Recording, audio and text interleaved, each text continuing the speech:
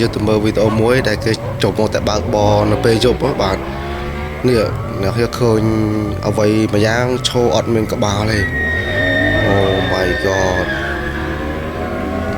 ឥឡូវយើងមើលស្កប់ទៀតយើងមើលរូបភាពនេះអូខេគេអត់ដូចជាអត់មានក្បាលទេដើរនៅពេលយប់ម៉ូតូចង្បុកបាទនេះជាវីដេអូមួយទៀតដែលគេថតបានកូនក្មេងយំអូ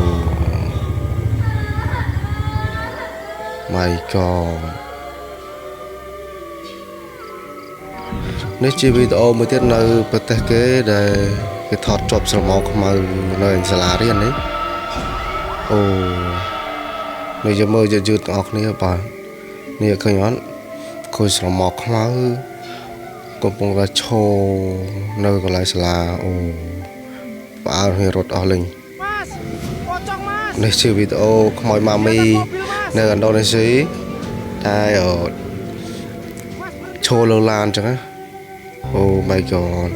នេះអ្នកខ្ញុំមើលឃើញអត់បើសិនជាមនុស្សឈរដួលធ្លាក់ពីលើឡាននេះតែនេះមិនមែនជាមនុស្សទេគឺជាខ្មោចម៉ាមីដែលឈរនៅលើឡានបានណាអត់មានកាន់អីទេឈរស្ងៀមចេះនេះជាវីដេអូមួយទៀតដែលគេថតគេពណ៌ជិះអាស្អីខ្សែរ៉កហ្នឹងតែឃើញអ្វីមួយកំពុងតែអើតមកទាំងនៅកន្លែងហ្នឹងអត់មាននរណាម្នាក់ទេពេលហ្នឹងគេថតទៅជាប់ក្មេងស្រីហ្នឹងមើលរឿងក្មេងស្រីអើតក្បាលមកនេះអ្នកនេះឃើញអត់នេះដូចជាក្មេងស្រីអូ my god នេះជាវីដេអូមួយទៀតដែលស្ត្រីម្នាក់នៅផ្ទះម្នាក់ឯងសុកស្រាប់តែមានអ្វីចម្លែកកើតឡើងនៅក្នុងផ្ទះរបស់គាត់អូទ្វារបើកខ្លួនឯងក៏អីរើតែខ្លួនឯងគ្មានណាគេប៉ះផងឃើញអត់អូ my god ខ្លាចណាស់អ្នកគ្នា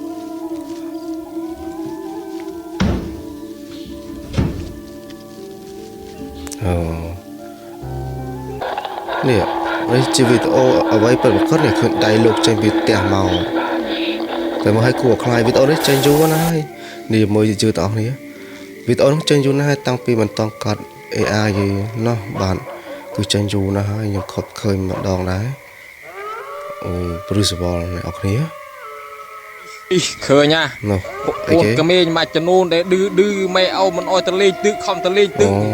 ម៉ែអោប្រាប់ថាមានខ្មោចទឹកមានខ្មោចទឹកក្មេងមួយចំនួនមិនដេញមិននេះទេថាមិនជឿនេះឃើញណានេះ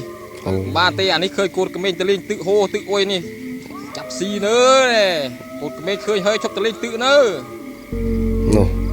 អ្នកគ្នាពេលអ្នកគ្នាពណ៌ដើរទៅស្រាប់តែឃើញរូបភាពបែបនេះតើអ្នកទាំងអស់គ្នាមានអារម្មណ៍យ៉ាងណាភ័យអត់